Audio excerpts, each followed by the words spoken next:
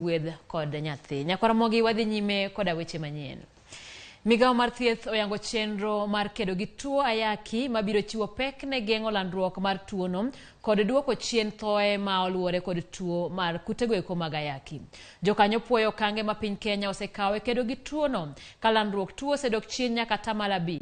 Apisa ma pacho ka mar riwruok mar weche thieth e piny mangima Laktar Diallo opuoyo okange mosego koda chenro mane oyangi kawuono. The country has adopted key recommendations on rapid antiretroviral therapy initiation and the use of dolutegravir. These recommendations will ensure the use of safer and newer treatment regimens that lead to treatment optimization of all people living with HIV/AIDS. In addition, differentiated approaches to HIV service delivery have been emphasized, with several recommendations made to allow efficiency in treatment and reduce the frequency of contact with health services for people who are doing well on treatment.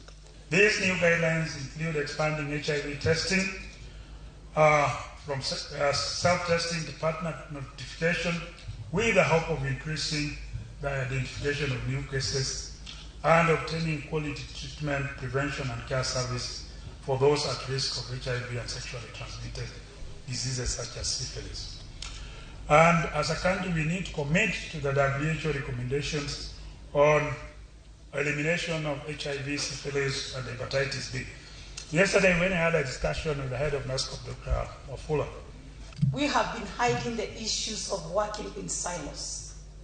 And sometimes we massage it, and we talk about integration, mainstreaming. We must come out and see the available resources that are there from the donors, from the government, are delivering results. And the only way is to step outside. If we've been in this space for too long, and ask ourselves, how do we stop being more selfish and think about what the little money we have can do and how it can work better.